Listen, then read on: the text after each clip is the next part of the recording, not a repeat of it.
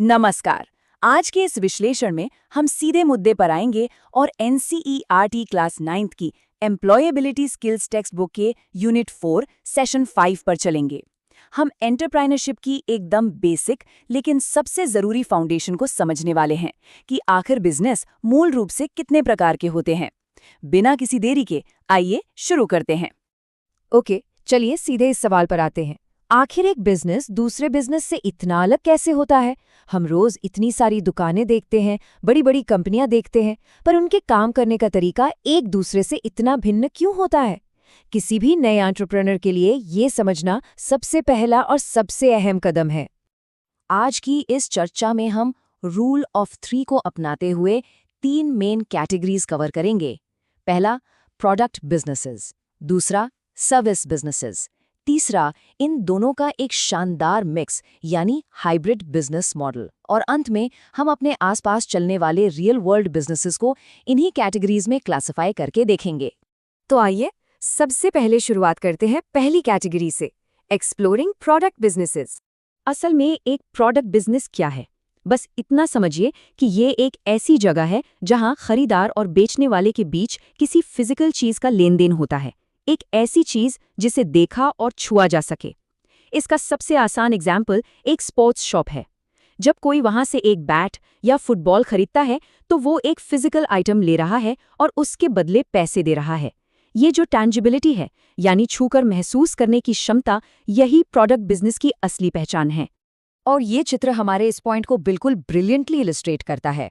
सना की कहानी देखिए। सना एक ज्वेलरी एक्सपर्ट हैं जो अपने खुद के डिजाइन्स बनाती हैं और इन खूबसूरत इयररिंग्स को मैन्युफैक्चर करके बेचती हैं। क्योंकि वो एक टैंजिबल यानी छूने लायक फिजिकल आइटम बना रही हैं, ये एक परफेक्ट प्रोडक्ट बिजनेस का उदाहरण है। चाहे सामान किसी बड़ी फैक्ट्री में बने या बिल्कुल छोटे बजट में घर पर, अगर आइटम फिजिकल है तो वो डेफिनेटली एक प्रोडक्ट बिजनेस ही कहलाएगा। चलिए अब दूसरी कैटेगरी की तरफ बढ़ते हैं, अंडरस्टैंडिंग सर्विस बिजनेसेस। यहाँ चीजें थोड़ी अलग हो जाती हैं। सर्विस बिजनेस का फंडा बिल्कुल सिंपल है। यहाँ सेलर किसी फिजिकल चीज को बेचने के बजाय बायर की कोई काम पूरा करने में मदद करता है या फिर एक अनुभव देता है। जैसे क्रिकेट कोचिंग सेंटर का उदाहरण लीजिए। एक स्पोर्ट्स शॉप के बिल्कुल उलट, यहाँ कोई बैट या बॉल हाथ में नहीं दी जा रही है, यहाँ क्रिकेट खेलना सिखाया जा रहा है। यही ट्रेनिंग, यही बेहतरीन अनुभव असल में एक सर्विस है। अगर हम प्रोडक्ट और सर्विस को आमने सामने रखकर देखें तो सबसे बड़ा अंतर सामने आता है टैंजिबिलिटी और स्टोरेज का।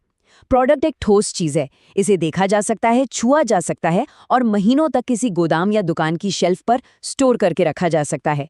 पर सर्विस को ना तो हम छू सकते हैं, ना देख सकते हैं और ना ही किसी डब्बे में बंद करके स्टोर कर सकते हैं। ये तो सिर्फ और सिर्फ महसूस किए जाने वाली चीज है। तो सबसे क्रूशल पॉइंट यहाँ ये है कि इन दोनों की डिलीवरी और कंसिस्टेंसी में जमीन आसमान का फर्क होता है।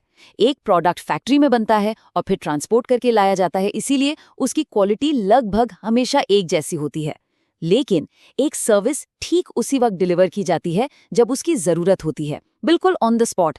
इसी वजह से उसकी क्वालिटी थोड़ी बहुत बदल सकती है, क्योंकि ये कंप्लीटली उस वक्त काम करने वाले इंसान और उस वक्त के हालात पर निर्भर करती है। आइए अब बात करते हैं तीसरी और सबसे दिलचस्प कैटेगरी की, the hybrid business model. Hybrid business, जैसा कि नाम से ही साफ समझ आ रहा है, ये प्रोडक्ट बेचने और सर्विस देने का एक बेहतरीन मिक्स है। इसका सबसे बढ़िया एग्जाम्पल है एक रेस्टोरेंट। जब हम रेस्टोरेंट जाते हैं तो जो स्वादिष्ट खाना टेबल पर आता है वो एक फिजिकल प्रोडक्ट है, पर स्टाफ का बड़े ही प्यार से उस खाने को परोसना, उनकी हॉस्पिटैलिटी, वो एक सर्विस है। या फिर एक स्पोर्ट्स एकेडमी का एग्जाम्पल ले लीजिए, जो आपको कोचिंग की सर्विस भी दे रही है और साथ ही साथ स्पोर्ट्स का इक्विपमेंट एक प्रोडक्ट के तौर पर बेच भी रही है। दोनों चीजें एक ही छत के नीचे। अब इस स्लाइड के बारे में जो बात सबसे ज्यादा इंटरेस्टिंग है वो है हरीश द डब्बा वाला का ये example. Harish tiffin boxes deliver करते हैं। अब जरा ध्यान से सोचिए, वो स्टील का डब्बा और उसके अंदर रखा खाना एक फिजिकल प्रोडक्ट हो गया। लेकिन हर रोज ठीक वक्त पर उस डब्बे को घर से ऑफिस तक पहुंचाना, चाहे कड़ी धूप हो या जोरदार बारिश, वो एक कमाल की डिलीवरी सर्विस है।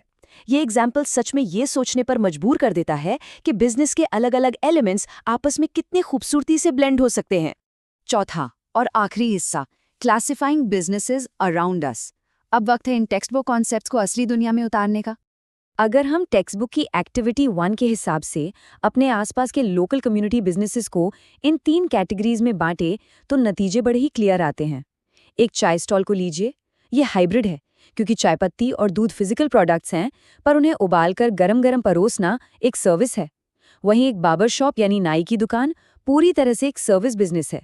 और एक पेट्रोल पंप, वो मुख्य रूप से एक प्रोडक्ट बिजनेस की कैटेगरी में आएगा क्योंकि वहाँ पेट्रोल एक आइटम की तरह खरीदा जा रहा है। ये छोटी छोटी चीजें क्लासिफाई करना हमें सिखाता है कि रियल वर्ल्ड में बिजनेस आखिर चलता कैसे है। हम इस विश्लेषण के आखिरी पड़ाव पर हैं, तो एक आखिरी सवाल जिसके साथ हम इस चर्चा को छोड़ना चाहेंगे। अपने आसपास के लोकल गली मोहल्लों को ध्यान से देखिए और सोचिए कि वहाँ और कौन सा नया हाइब्रिड बिजनेस बनने का इंतजार कर रहा है। अगली बार जब बाहर निकलें तो अपने आसपास के बिजनेसेस को एक नए एंटरप्रेन्योरियल नजरिए से देखें। क्या पता अगला बड़ा और गेम चेंजिंग बिजनेस आइडिया बस आपके पड़ोस में ही छिपा हो। इस चर्चा का हिस्सा बनने के लिए आप सभी का बहुत बहुत धन्यवाद।